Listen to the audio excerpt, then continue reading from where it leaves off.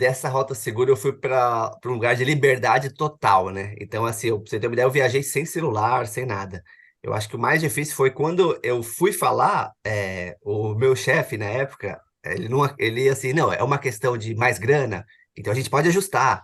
Então a tentação, ela foi muito grande. O meu pai falou: como assim? Você é louco? Você vai sair desse trabalho, você pode ser diretor do banco, você pode.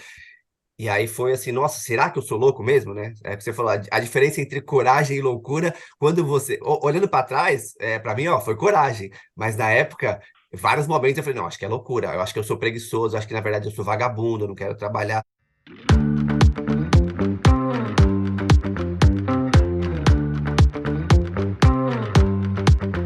Bom dia, boa tarde, boa noite. Um prazer estar aqui com vocês hoje. Eu sou o Alex e junto com o Thiago Luiz, a gente toca o podcast Um Impossível por Vez. Hoje, nosso segundo episódio, tenho um prazer enorme de ter aqui o meu amigo Ricardo Lima, mais conhecido como Rick Lima, como nosso convidado, como nosso entrevistado. Uma breve apresentação, o Rick, se você for olhar o LinkedIn dele, ele é um cara formado na FEA, que trabalhou em investment banking e que depois empreendeu. Essa é a história rasa, história fria. Quem conhece o Rick sabe que existe muito mais calor, muito mais emoção por trás disso. O Rick é um dos caras mais driveados por propósito que eu conheço e ninguém melhor aqui para fazer esse segundo episódio conosco, um podcast focado em empreendedorismo, em liderança, que busca inspirar a galera, que o Rick. Então, Rick, seja super bem-vindo a esse bate-papo. Uma honra, Alex, Thiago, pessoal que está ouvindo a gente, obrigado, muito feliz de estar aqui com vocês. Rick, a gente quer começar falando inicialmente das experiências que fizeram em que você tomasse as decisões que você tomou até hoje, as experiências que te trouxeram até aqui. E aqui, cara, o objetivo é ser um pouco de divã, sabe? Pode se abrir e contar Uhum. aquilo que não está escrito em vários outros lugares. Você teve uma trajetória peculiar, diferente, de muita coragem e ouvindo muito teu coração. O que que te permitiu com que você tivesse essa coragem? De onde veio essa coragem, essa determinação e essa vontade de seguir teu coração e fazer tanta coisa legal assim? Quando eu lembro da minha infância, acho que talvez as primeiras lembranças que eu tenho de um lar de classe média, clássico do Brasil, né? Morava num apartamento de 70 metros e com 5 pessoas, né? Dividia quarto com meus 2 irmãos. Então, acho que eu tinha muito essa vontade nos primeiros anos, aí até a faculdade, de dar certo na vida, né? De ter uma segurança financeira. Meu pai perdia o trabalho algumas vezes, então eu acho que a primeira parte da minha vida foi moldada por essa busca por segurança, né? Eu tinha o sonho de fazer biologia na faculdade, mas acabei fazendo economia porque era o caminho seguro, a rota segura a ser seguida. Aí na faculdade eu já comecei a perceber que eu tinha muita vontade de viajar. Quem não tem, né, na faculdade ainda. E aí fiz uma primeira viagem ali que foi o Work Experience USA. Fui trabalhar nos Estados Unidos como garçom. Meu objetivo era aprender inglês, ainda nessa rota segura, né? Pô, consegui uma bolsa no colegial, consegui entrar na USP. Eu vou seguir essa rota, algum estágio, algum banco, né? Tava seguindo essa rota segura do sucesso, como o sucesso é visto, pela sociedade. E aí aquela viagem ali foi o começo dessa transformação, né? O começo de sair dessa rota tão segura, né? Por mais que foi uma viagem de 3 meses para aprender inglês, trabalhei numa estação de esqui, fui garçom, limpei mesa, atendi as pessoas, ali eu fui picado pelo bicho da viagem e que me fez querer ir para a próxima viagem, quero ir para a próxima. Voltei para o Brasil, consegui o trabalho ali no banco de investimento, no Santander Asset, e aí ali eu falei, vou focar aqui, vou fazer acontecer aqui. Então ele começou a ter uma cisão interna, né? Entre a vontade ali de crescer no banco e a vontade de viajar mais. E eu não sabia como eu ia resolver essa história. Quantos anos você tinha nessa época, Rick? Quando eu fui para os Estados Unidos, eu tinha 18 anos, né, para ficar 3 meses lá. Depois eu voltei, consegui o estágio ali com 19. Aí eu fiquei dos 19 aos 21 no Santander. E aí eu falei, vou de corpo e alma aqui. Precisar vir à noite, eu viro. Precisar tirar xerox, o que eu precisava fazer? Eu era estagiário, né? E aí consegui ser efetivado na mesa de operações, que era a área que todo mundo queria ali. E aí eu experienciei, tive uma experiência desse sucesso profissional ali jovem, né? Então ali eu estava efetivado no banco de investimento, na mesa de operações. Rapidinho eu estava ganhando mais que meu pai e minha mãe juntos. E aí aí começou a ter aquela cisão interna aumentar entre a vontade de viajar e a consolidação daquela carreira que eu estava. Eu pensei, se eu não for viajar agora, quando que eu vou, né? Eu vejo as pessoas, cada ano é um bônus a mais, um bônus a mais, e aí ia ficando, ia ficando, ia ficando. E aí essa decisão de largar tudo, né? Que eu não acho que foi largar tudo, mas é considerada largar tudo, que eu pedi demissão do trabalho, eu saí do Santander, fui para o Itaú, ali eu consegui maximizar ainda bônus, e dali eu saí com 24 anos e para fazer uma viagem, que acabou sendo uma viagem de 3 anos pelo mundo. Mas essa decisão de sair foi considerada muito louca, né? Eu não tinha ideia da Worldpackers, não tinha ideia. Eu tinha vontade de empreender, tinha juntado uma grana, mas não era tanta grana. Mas eu vi que se eu ficasse ali, eu ia cada vez ter mais confortos e eu ia estar cada vez mais distante dos meus sonhos. Então, essa decisão acho que foi uma das maiores, assim, de sair do banco para viajar. Eu tenho uma pergunta rápida, cara. Muitas vezes, nesse momento, você falou, poxa, era uma loucura, né? A loucura de uns, na verdade, é a coragem, né, cara? O corajoso é confundido com louco, muitas vezes, né? Mas eu fico especialmente curioso, cara, em entender qual foi o momento mais difícil aí na hora de tomar essa decisão, cara. Vou sair da segurança, poxa, você tinha desistido da biologia, optou pela economia, um curso difícil, poxa, passou para a USP, enfim. E aí agora você estava abrindo mão dessa rota segura. Com certeza não foi fácil. Qual foi o momento mais difícil aí no processo de decisão? Dessa rota segura eu fui para um lugar de liberdade total, né? Então, assim, pra você ter uma ideia, eu viajei sem celular, sem nada. Eu acho que o mais difícil foi quando eu fui falar, o meu chefe na época, ele não, ele assim, não, é uma questão de mais grana, então a gente pode ajustar. Então a tentação, ela foi muito grande. O meu pai falou: como assim? Você é louco? Você vai sair desse trabalho, você pode ser diretor do banco, você pode. E aí foi assim, nossa, será que eu sou louco mesmo, né? É que você falou, a diferença entre coragem e loucura, quando você, olhando para trás, para mim, ó, foi coragem, mas na época, vários momentos eu falei, não, acho que é loucura, eu acho que eu sou preguiçoso, acho que na verdade eu sou vagabundo, eu não quero trabalhar. Então eu comecei a me questionar muito. Então, quando esses questionamentos foram crescendo, eu falei, não, preciso ir logo. Aí eu comprei um bilhete só de ida para África do Sul e fui. Porque se eu ficasse ali em São Paulo, eu percebia que eu comecei a falar com outros bancos, já receber proposta, eu podia dar um salto ali, eu podia ter ganhado mais ainda em outro lugar. Então, mais difícil foi abrir mão do que era um caminho muito bom. E quando as pessoas próximas de mim, né, o meu pai, alguns amigos não acreditavam, achavam que eu não ia mesmo, ou que eu estava tomando uma decisão muito errada, né? Então, eu falei, vou acelerar e vou logo, porque senão eu vou me questionar muito e aí vai ficar difícil de eu ir de fato. Bom, excelente, cara. Acho que é isso mesmo, né? O mundo corporativo ele acaba sendo bastante sedutor, né? Você tá ali próximo, ele vai te sugando, te oferecendo mais benefício, mais coisa, mas ao mesmo tempo te afastando do teu sonho também, né? Exato. E aí eu sinto assim, é feito para isso, né, cara? Assim, no banco tem uns amigos até hoje que estão lá, que eles falam, não, só mais um bônus.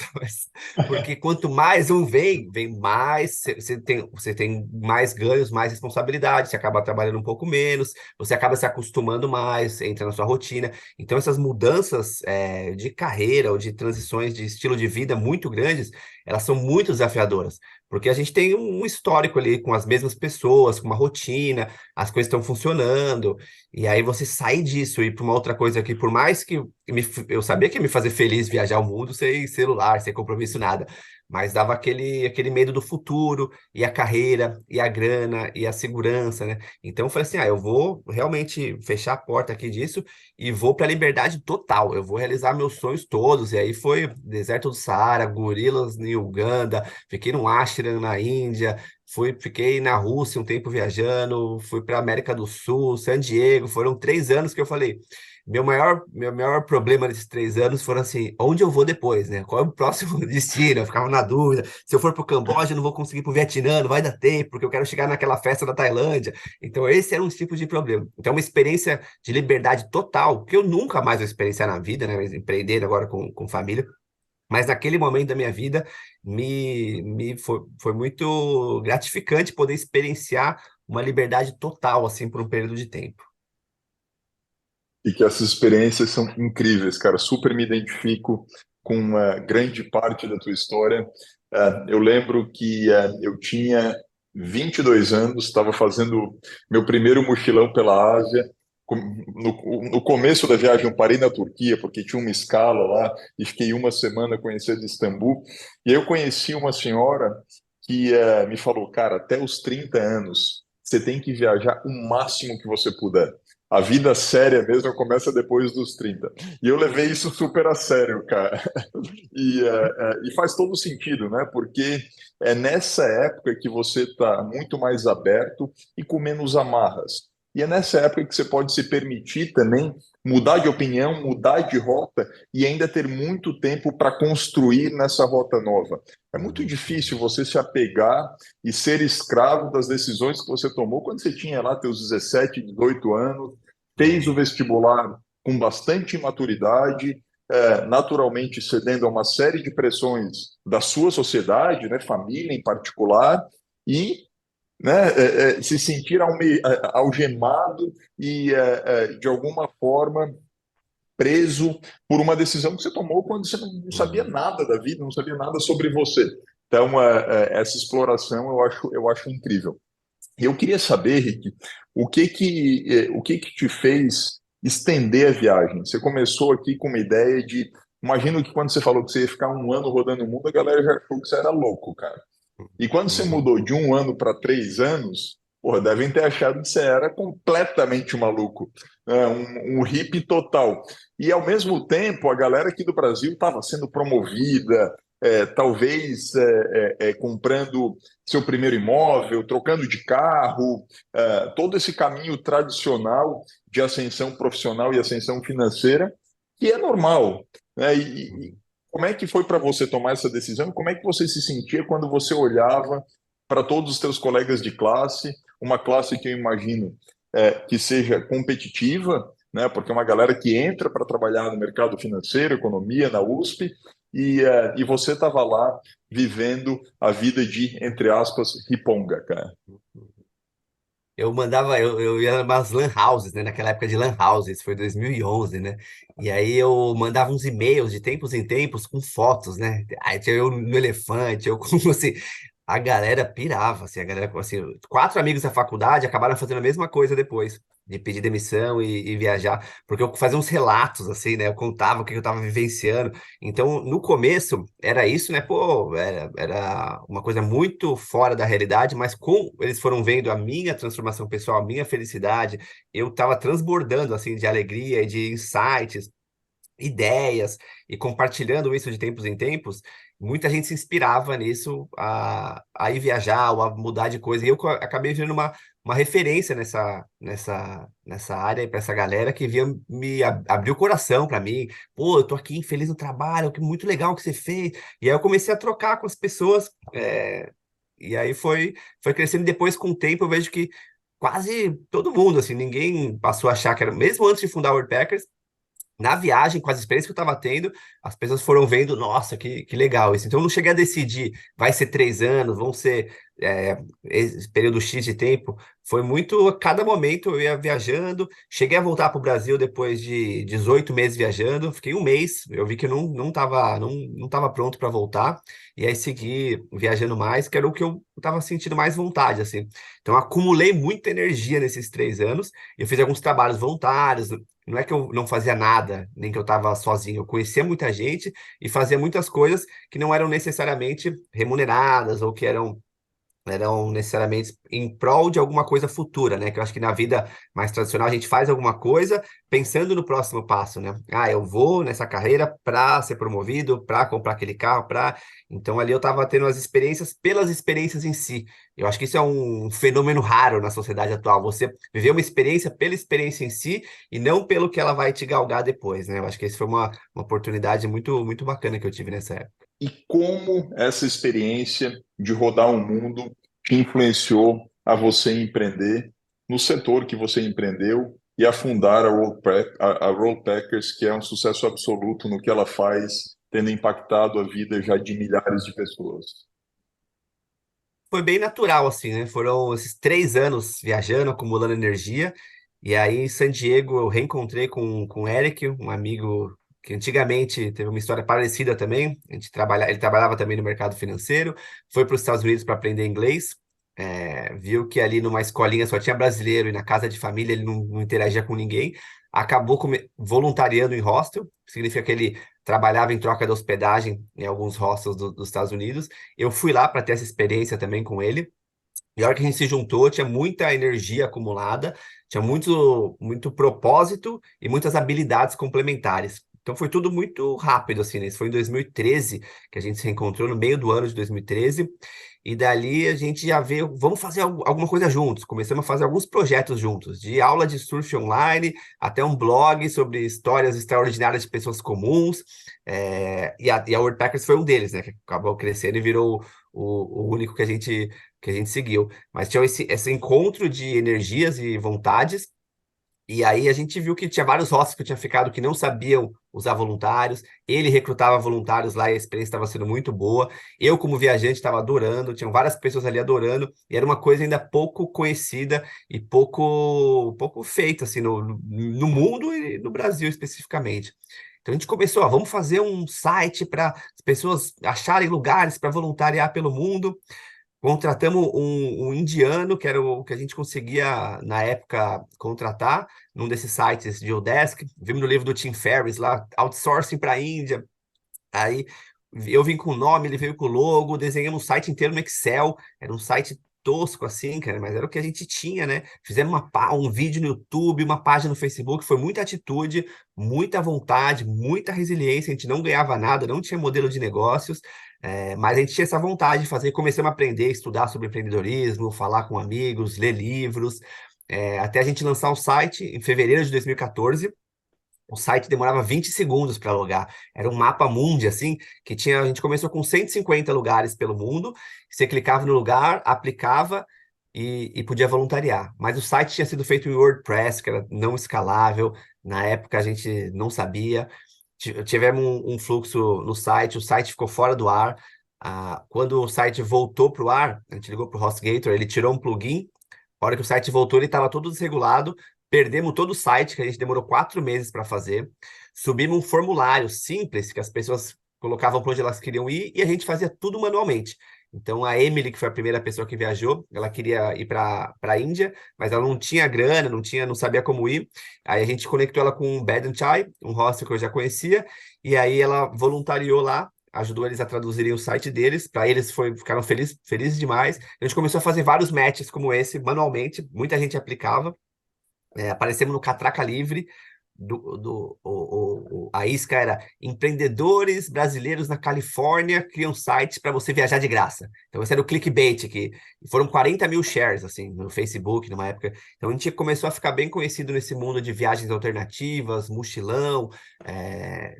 O site era em inglês, a gente já começou pensando grande, já começou em inglês. E eu acho que isso foi outra coisa boa também. No começo, os principais usuários eram do Brasil, depois da América Latina, hoje Estados Unidos e Europa, mas no começo eram muitas pessoas que se identificavam com a nossa história e até com o fato de ser inglês e você poder ir para qualquer lugar do mundo ali. E daí esse foi o começo, os primeiros dias aí da Worldpackers. Cara, eu acho incrível. Me lembrei daquela frase clássica, né, de nasceu perfeito, nasceu tarde. Às vezes a gente fica aqui, poxa, vendo o produto como o produto é hoje, e aí, poxa, deve ter empreendedor que está nos escutando aqui, que fala, caramba, não quero lançar, ainda não está perfeito, como é que eu faço? E, poxa, escutar você contando a história dos primeiros dias é incrível e seguramente muito encorajador para quem está vivendo os seus primeiros dias também. Cara, eu acho, a Worldpackers, um projeto sensacional. Eu queria te pedir um favor em relação a isso. Se você pudesse compartilhar aqui com os nossos com a nossa audiência, números, cara, que você possa dividir aqui, cara, quantos viajantes, quantos projetos, enfim, vocês já atenderam. E eu fiquei especialmente curioso, cara, como é que você superou a pandemia, né? Um negócio de turismo, viagem, poxa, passou pela pandemia e está funcionando super bem. Divide com a gente aí, pode ser? Boa. Então, hoje a Worldpackers é um marketplace que a gente oferece viagens de experiência. Então, você pode ter essas experiências de voluntariado ao redor do mundo, em ONGs, fazendas, pousadas, roças, hotéis, casas. Hoje são 4,5 milhões de pessoas cadastradas. São 70 mil viajando nesse momento. Você paga uma membership anual que você consegue acessar. Hoje são 6 mil anfitriões ativos, no mundo inteiro. Tivemos aí viajantes de literalmente todos os países do mundo. Aí, menos assim, Coreia do Norte, né? Tem uns aí que não tem como ter, mas todos os outros tivemos, são 190 países que a gente já teve membros. Principal mercado nosso hoje é os Estados Unidos, principal continente Europa. Hoje somos em 50 pessoas, uma equipe totalmente remota. A gente faz umas operações de limpezas de praia também, fizemos aí 85 limpezas de praia usando os próprios voluntários nossos, foram quase 2 toneladas de resíduos removidos das praias, foram aí mais de 2 milhões de horas de voluntariado em projetos ecológicos e sociais, que hoje é a maioria da plataforma, né? A gente começou em roças, depois foi migrando. Acho que são alguns dos principais números aí, são esses. Parabéns, incrível, cara. Grato. E aí da pandemia foi terrível, né? A gente teve que desligar 30 pessoas num dia, quando a gente viu que a gente fizemos 2 rodadas pequenas de investimento em 2016, mas a gente no começo queimava a caixa, pós-funding, né? A ideia de vamos crescer. Eu fui morar no Vale do Silício, fiquei 2 anos lá, contratamos um cara do Uber, que foi o cara que levou o Uber para o Sudeste Asiático, e trouxemos o cara para o time para ser nosso Head of Growth. Começamos a acelerar, gastar, queimar caixa, a gente viu que a gente não ia conseguir novas rodadas, não ia conseguir, o Unit Economics não estava fechando, e aí a gente começou a mudar totalmente, nessa época a gente fazia muito ads, cortamos ads, começamos a investir em SEO, que hoje é um dos principais canais nossos, começamos nosso programa de afiliados, que é hoje o principal canal nosso, a gente tem 3 mil afiliados, um reach total de 220 milhões de pessoas nas plataformas, principalmente TikTok, mas Instagram também. Nosso público ali, 18 e 30 anos, principalmente. E começamos a mudar para tentar ficar profitable naquela época, né? E expandir mais para os Estados Unidos e Europa, que a gente sabia que o ticket médio era menos relevante, né? A grana para essas pessoas, eles estavam mais preocupados em qualidade da experiência, segurança, enquanto aqui a grana era um fator relevante ainda, mesmo para um tipo de viagem acessível e barato como o Worldpackers, né? A anualidade aí custa de 50 a 100 dólares por ano para você viajar para todos os lugares durante o ano inteiro. Então lá a gente viu que ia ter uma aceitação melhor, mas a gente tinha que migrar para lá, né? Então começamos a ir atrás de afiliados lá, a gente fomos para lá. Eu cheguei eu e o Eric a entregar panfleto em porta de faculdade, fomos de all-in, assim, para conseguir. E aí a gente tava indo bem, tava crescendo, expandindo lá fora, com o time engajado. A gente tinha um escritório na Vila Madalena, que era uma casona, que era uma vibe. De repente veio a pandemia, aí a gente teve que mudar tudo, né? Primeiro a gente conseguiu agir rápido, né, em cortar custos, survivor mode total, assim. Todo mundo entendeu, todo mundo que foi desligado entendeu, uma empresa inteira ali. Depois a gente conseguiu recontratar algumas pessoas até quando voltou. E, e aí falamos, precisamos de novos produtos, novos produtos. Aí a gente começou uma academy. Então hoje a gente tem mil aulas online, que são parte da membership também, que você pode acessar as trilhas de conhecimento de empreendedorismo digital, como você economiza nas viagens, como encontrar um anfitrião, como escolher o seu destino, enfim, tem vários cursos ali, como criar uma conta no TikTok para você ser um influenciador, tem de tudo ali nessa Academy. A gente fez em parcerias com os influenciadores. A gente já tinha esse programa de afiliados rolando, que significa os influenciadores eles ganham um código promocional e aí cada venda que eles fazem eles ganham um dinheiro. Eles têm um dashboard, eles têm um acompanhamento disso. Então a gente tem hoje esses afiliados ao redor do mundo e naquela época a gente começou a fazer junto com eles a Academy. Então a gente estava co-criando com eles essa Academy e aí eles ganhavam parte da venda, porque eles também estavam sem produto para vender. Ninguém estava viagem internacional. é cortada no momento de crise, né? Então, viagem é um mercado bem difícil por causa disso, e também numa pandemia que eu acho que foi o setor mais afetado de todos, deve ter sido viagem internacional. Então a gente migrou totalmente. Nós, como fundadores, deixamos de ganhar pagamento mensal novamente e focamos nesse produto novo. E aí, com o tempo, com a pandemia indo voltando, a gente foi crescendo e o pós-pandemia foi excelente, tem sido para a gente, né? Foi uma mudança de consciência das pessoas mesmo, né? Tanto com uma saúde mental mais deteriorada, mais vontade de viajar, aquela experiência de, pô, fiquei 2 anos trancado, uma vontade de viajar e também uma crise econômica, né? De alguma maneira que faz as pessoas buscarem produtos mais baratos. O sonho continua lá, saúde mental piorando. Então, acho que toda essa conjunção de fatores fez a gente estar num crescimento pós-pandemia aí de mais de 100% ano a ano, desde aí de 2021. Rick, animal, cara. Conta pra gente uma coisa, o que que o cliente da Roll Packers busca com vocês, cara? Qual é a dor que vocês estão resolvendo para ele? Uhum. No começo a gente achava que era essa questão de você viajar de forma mais barata, né? Mas hoje com o tempo a gente viu que não era isso.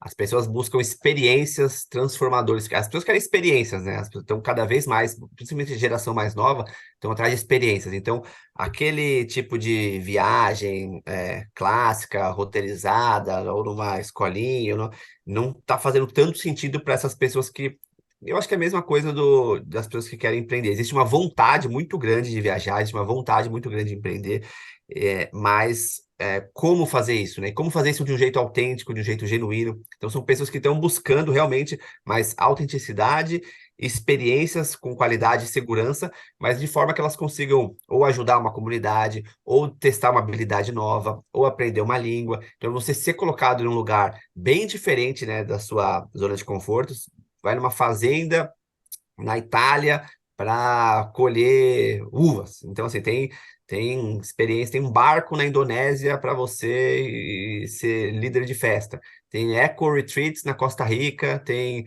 retiros budistas na Tailândia. Então, assim, pessoas querem se colocar em situações diferentes de aprendizado com segurança e qualidade. Eu acho que esse é o público principal. Muita gente em gap year, muita gente em férias da faculdade, muita gente que teve um término de um relacionamento, teve um término de carreira e quer se conhecer, quer se desenvolver. Então a gente viu que o desenvolvimento pessoal, a qualidade das experiências era muito mais importante no final, né? O viajar barato acabou sendo a cereja do bolo só. Ó, é tudo isso e, by the way, é barato. Você vai melhorar seu currículo, vai aprender línguas, vai muito, quando eu fui viajar, por exemplo, né, tem essa ideia de, você está perdendo tempo na carreira.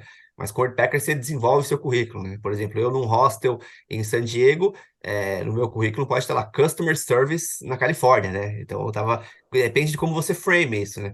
Então a gente ajudou as pessoas a frame isso, ajudamos os anfitriões a como fazer o melhor uso dos voluntários, que para eles nem sempre a grana compensa, porque são camas que eles poderiam vender, né? Então a atmosfera do lugar melhora, os reviews, por exemplo, no hostel em San Diego que a gente começou, eles eram na época o mais bem avaliado dos Estados Unidos pelo TripAdvisor, por causa disso, né? Porque a atmosfera que os voluntários criam é muito boa. Então, a busca do lado dos anfitriões é isso, né? Ajuda de qualidade, que a gente consiga oferecer sempre, né? Então, sempre esse ajuste do marketplace importante e o alinhamento das expectativas, através da veracidade dos perfis e de verificar segurança e qualidade das experiências. Então, acho que esse é nosso trabalho, esse é o que as pessoas buscam ali. Muita gente, vou dar um exemplo de um perfil, a pessoa não sabe muito bem se quer fazer aquele curso na faculdade ou não, tem uma experiência com a gente, assiste os nossos cursos online de content writing, aprende a escrever conteúdo online, escreve conteúdo para uma ONG nossa, e depois acaba até escrevendo conteúdo para a gente. Muito dos nossos conteúdos na nossa base a gente compra dos próprios viajantes nossos que estão ali, né? Então, esse acho que é um exemplo de uma jornada de um usuário nosso. Rick, eu acho incrível que você conseguiu aqui trazer muito da tua própria jornada para o teu trabalho, para a tua missão e escalar isso para muita gente, né, cara? Eu acho que é uma história extremamente coerente, com valores muito claros. Conta pra gente aqui, agora olhando um pouquinho mais para dentro, cara. O que que te motiva, o que que te inspira de verdade hoje?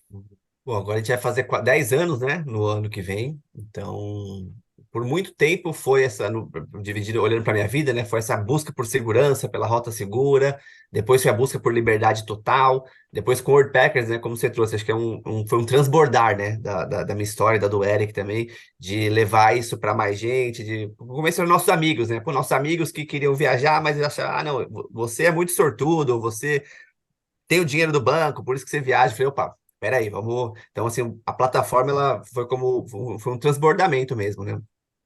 E aí, com o tempo, né, quase 10 anos, investimentos, equipes, pandemia, altos e baixos, né, vários perrengues, né, vários desafios. O impossível por vez, acho que a gente superou, que a gente tinha uns dois, três impossível por vez, né, cara? Ah, foi assim, é muito perrengue, muito desafiador, 5% de glamour, 95% de relação até hoje. Não acho que a gente chegou num lugar, assim, agora estamos bem, acho que é muita relação, tem muito para fazer. É, tem muito para crescer fora do Brasil, principalmente, a gente vê nos Estados Unidos e na Europa. Então tem muito para crescer no negócio em si. O propósito continua lá e mais forte, a gente foi migrando, né, conforme a gente foi mudando, colocando muito mais foco em desenvolvimento pessoal, ONGs, fazendas. No começo a gente era mais hostel, festa, né? Então a gente foi conseguindo mudar também o produto e abranger mais opções para pessoas que estavam na mesma pegada que a gente, né? Já não tenho mais 20 e poucos anos, né? Então a gente foi conseguindo e estamos nessa busca sempre por evoluir o produto para que ele continue fazendo sentido para a gente. Então, acho que esse é um ponto da vida. Tive uma filha, né, faz 2 anos, a Luna, você conhece. Então, a paternidade também tem sido bem relevante na minha vida, assim, uma coisa bem de transformação, tem sido muito, muito poderosa. O desafio de manter a cultura remota, eu vejo que quanto mais a gente vai crescendo, é um desafio maior, mas a natureza do nosso produto é a viagem, então eu acho que a gente tem conseguido atrair talentos muito bons e reter talentos muito bons pelo remoto. Então, eu sei que é um tema bem polêmico agora, mas eu acho que vai ficar cada vez mais difícil para a gente com o crescimento. E fazer tudo isso e manter, acho que esse é o maior desafio de todos, tocar bem, né, família e trabalho, e manter um estilo de vida que ainda me ressoe, que ainda ainda faça sentido no contexto Worldpackers, né, que eu consiga viajar, ter saúde física, mental, fazer meus esportes, surfar, conversar com amigos, ter tempo de qualidade, fazer isso atender. Quanto mais o negócio cresce, né, mais os problemas crescem, né, e mais difícil é manter isso, né? Então, eu vejo que hoje para mim, o maior desafio tem sido manter esses pratos, né, nessa fase que eu tô, essa atual fase do equilíbrio, eu diria assim. Então, pô, é um pouco da segurança, um pouco da liberdade, um pouco do propósito, um pouco da saúde da família. Como equilibrar esses pratos tem sido o que eu tenho mais refletido sobre. Perfeito, Rick. Rick, acho que você já tocou um pouquinho nisso, mas a segunda parte do nosso podcast, a gente sempre pergunta qual é o impossível da vez. Você trouxe a questão do equilíbrio, mas o que mais, cara? Eu sei que você tem projetos aí de compartilhar um pouco mais da tua jornada com a galera através de um livro, tem uma série de outras aspirações. Qual é o impossível da vez agora? Uhum. Cara, o da vez agora, eu tô indo para Nicarágua semana que vem para surfar. Fazia já muito tempo que eu não fazia. Então, de agora é esse, cara. Voltar a surfar num bom nível aí. Nos últimos 2 anos eu tenho surfado menos. Mas desde a pandemia, eu comecei a focar muito em compartilhar mais. Foi uma questão também de necessidade, né? Então, na pandemia a gente não tinha viagens, né? Então, começamos como eu falei, corte de custos e novos produtos, mas eu falei, pô, agora eu aproveitei isso como uma oportunidade para não falar só sobre viagens. Então, até então, eu era conhecido por falar sobre viagens, né, em eventos e tudo, e eu comecei a usar o podcast como uma maneira de eu trazer outros assuntos que me faziam sentido. Então, o primeiro foi sobre terapia com psicodélicos, com Eduardo Schenberg. Cheguei a trazer pessoas que eu admirava muito, Amir Klink, por exemplo, que sempre me inspirou demais, Marina Silva, questões ambientais. Eu comecei a ir para conversar com pessoas e usar a base do podcast e a base que eu já tinha da Worldpackers ali de pessoas que acompanhavam para trazer outros assuntos que me faziam sentido. Então teve empreendedorismo, desenvolvimento pessoal e eu ia aprendendo junto, né? Então, por um tempo, eu foquei bem nisso. Foram mais de 100 episódios. Agora eu tô numa pausa ali entre temporadas, até repensando o projeto. Escrevi um livro nesse caminho. Um livro virou um e-book que eu compartilhei nas redes. E aí isso virou um livro físico que foi escrito e está agora em processo com editora. Então agora eu sinto, foi muita energia que eu expandi nos últimos anos, né? E aí veio a Luna também na paternidade. Então agora eu sinto que realmente nutrir esses projetos, né? Wordpackers, podcast, livro, família, Luna. Então nutrir eles. Não me vejo agora, vou começar uma coisa nova. Agora estou no momento, acho que mais de reganhar energia. Eu acho que assim, quando eu olho a minha vida, é muito essa expansão e contração. Expansão, sinto que eu estava numa contração recente, agora estou preparando para uma expansão, mas que eu ainda não sei para onde que ela vai. Eu costumo observar muito assim os sinais, né? Internos, externos, né? Uma mistura de intuição com sincronicidade, para ver onde eu estou sendo chamado para atuar, né? Onde me faz sentido, onde me ressoa, onde tem vida, onde tem brilho no olho. E agora, né, depois de 2 anos, né, eu começo a sair ali de um bebê para uma criança, né? Ter mais tempo disponível. Então, tô observando ainda, não sei responder qual que é o próximo impossível que eu vou atacar, não. Ô, Rick, o que eu acho fascinante, cara, dessa tua reflexão atual de expansão, contração de energia, é como você consegue juntar o lado racional com o lado mais intuitivo, cara. E como isso conversa com toda a tua jornada, né? Então, uma formação pragmática, economista, mais uma outra formação talvez ainda mais importante, de 3 anos rodando pelo mundo, Uhum, aprendendo aqui com a escola da vida, um aprendizado completamente visceral, direto, vivendo no presente. E, uhum. e, e ouvindo a tua história, para mim é fácil conectar como você traz esses dois lados ao longo de toda a tua jornada, cara. A gente vê isso lá atrás, mas a gente vê isso sendo vivido e aplicado diariamente, tanto na empresa quanto na tua vida pessoal. E isso é super inspirador. Oh, grato, grato. Eu tento buscar, assim, ser essa ponte entre o cabeça e coração, leste, oeste, ocidente, oriente. Então, eu tento não ser tão mental, porque eu acredito que se ser só mental, você perde grande parte da experiência, e também não ser só intuitivo, que eu acho que assim, no mundo que a gente vive, a sociedade, como está estruturada hoje ocidental, você deixa de ter experiências, por exemplo, a galera que só medita ali, eu acho que deixa de ter certas experiências da vida que são muito boas. Mas acho que se você não tem nenhuma prática contemplativa, não necessariamente meditação ou terapia ou o que seja, mas se você não tem nenhuma prática de autoconhecimento, filosofias, estudos, etc., eu acho que você também perde parte da experiência, né? Então, eu tento buscar sempre ter esses dois alinhados, o que é bem difícil, né? Às vezes a cabeça quer para um lado, o coração quer para o outro, mas como tanto na comunicação quanto na forma como eu vivo minha vida, tentar juntar o melhor dos dois mesmo. Então, a palavra, ela vem aqui de dentro, bate na cabeça e sai dali, né? Se ela só vier de dentro, pode ser que eu vou me pular. Mas se ela só vier daqui de cima, eu acho que eu estou deixando de me conectar com certas partes da experiência da vida que eu acho que são mais difíceis de descrever. Eu acho que a intuição é um jeito muito bom de descrever, mas eu busco me lembrar disso. Às vezes eu esqueço, às vezes eu caio, às vezes está acontecendo muita coisa e eu me perco ali na mente, mas é o que eu tento voltar sempre para esse equilíbrio aí. Perfeito, perfeito. Rick, estamos chegando na última parte do nosso podcast, sem pressa, mas sem pausa também.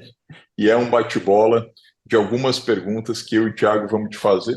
E é para responder só com uma palavra, cara. Aquilo que vier na cabeça. Rick, para um cara que rodou por tantos países, essa pergunta é interessante. Um país, Uganda, Um esporte, Rick. surf, time de futebol, Corinthians, E o seu maior orgulho? minha filha, uma motivação, viver, Seu maior medo? não viver, um artista, Raul Seixas, Um arrependimento? não ter visto Raul Seixas, uma empresa que você admira. Patagônia. E um livro para você recomendar para todos nós? Cara, vou seguir nesse do fundador da Patagônia. É, o Let My People Go Surfing. Eu não lembro o nome em português, não sei se vocês devem saber. Até o Alex falou deles até esses dias aí, eu lembro, né? Você lembra o nome Sim, dele em português? Eu acho que não tem cara, edição em eu português, não sei cara, se mas é tem um em baita livro. português. É. Excelente, Pô, cara. Poxa, maravilha. inclusive, poxa, eu vejo. Enquanto você falava, eu lembrei do livro aqui, cara. Então, me surpreendeu zero você ter indicado o livro. E eu gostei aqui no nosso ping-pong, cara, uma coisa que você falou do medo. Você falou, né? A motivação é viver, o medo. Você não falou morrer, você falou não viver, porque você pode estar vivo sem estar vivendo. E, cara, isso me tocou. Achei incrível. Obrigado aí pela inspiração. Porque morrer nós vamos, né? É um fato, né? Viver é opcional, né? Viver, muita gente é mais zumbi, assim, né? Eu sinto, né? Eu já estive nesse lugar de zumbi, assim. Às vezes você tá sobrevivendo, né? E, de novo, tem gente que não tem opção, tem que... não sabe se vai almoçar hoje, né? Então, essa é uma outra questão. Mas quem tem o privilégio de ter um teto, ter comida, ter oportunidades, eu acho que viver não é óbvio, mas é você realmente ir atrás disso. É muito fácil cair no modo zumbi de vida, assim. Ser meio morto-vivo ali, tocando, reclamando, infeliz, doenças, assim, e nada, sem mexer o corpo, sem realizações, sem passar tempo de qualidade com pessoas. Então, acho que é bom dividir esse. A gente foca tanto ali no trabalho, na carreira, nos objetivos futuros, na conquista, que a gente esquece vários outros aspectos da vida. São relacionados a viver também, né? Não que esse não seja viver, mas acho que a abrangência de viver é grande e é facinho cair nessa armadilha e não viver uma experiência tão completa como poderia ser se vocês, cada um de nós, olhasse para essas outras áreas da vida aí também. Porra, melhor mensagem para a gente encerrar esse episódio, Rick. Viver é opcional. Adorei. Antes da gente encerrar, quem que você acha que a gente deveria convidar aqui para bater um papo com a gente, Rick? De toda a galera que você conhece, que você já se inspirou e que poderia aqui trocar uma ideia sobre liderança, empreendedorismo e vida, cara. Me veio um amigo chama Lourenço Bustani, ele é CEO da Mandala, uma consultoria, fica ali na Vila Madalena. Inclusive, ele que me apresentou o Ryan, que é o nova-iorquino que eu te apresentei já. É, eu gosto muito de trocar com ele. Ele também, ele se envolve em várias coisas, em vários boards, sempre com essa pegada de inovação, de consciência, de preservação ambiental. Então eu gosto bastante de trocar com ele. Então ele acho que conecta também essas partes, né, da cabeça, do coração, do trabalho, uma carreira muito bem sucedida e que consegue trazer aí mensagens que acho que faz sentido, que ressoa com o impossível por vez aí, dado que o impossível que a gente está precisando hoje também no mundo, né, tem muito a ver com preservação ambiental, com redução de desigualdades, com ajuste de polarização do mundo. Acho que a gente está num momento que não dá para a gente ignorar esse lado da necessidade do mundo mesmo, né? Acho que a gente busca independência financeira, geográfica, mas a gente não pode deixar de lado o impacto socioambiental que a gente causa aí. Absolutamente. Eu conheço o Lourenço, cara, acho ele ótimo. Inclusive, o nome dele já está na lista, cara, de potenciais convidados. Então, super match. Rick, cara, brigadíssimo. Mega prazer mais uma vez aprofundar tudo aquilo que eu já sabia e sentia sobre você. História absolutamente coerente, inspiradora. E vamos que vamos, cara. Ótima viagem para Costa Rica.